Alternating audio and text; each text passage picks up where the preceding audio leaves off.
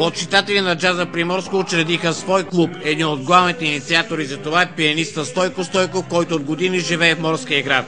Стойков е свирил с едни от най-известните български рок групи, а над 20 години е работил като музикант в скандинавските държави. След типичния странджански фолклор, аз мисля, че дойде времето и на джаза, на автентичния джаз, на модерния джаз. Мисля, че това общество вече е почти създадено.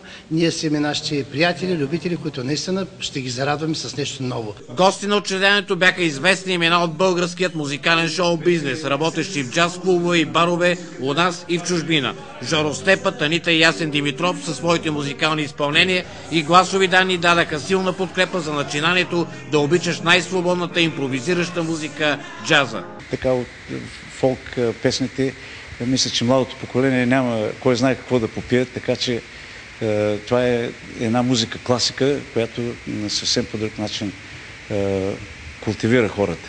Работила съм на много места, но искам да кажа, че тази вечер се чувствам просто абсолютно на световно ниво.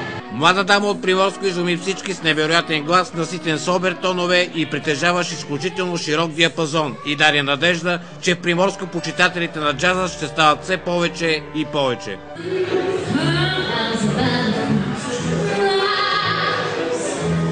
So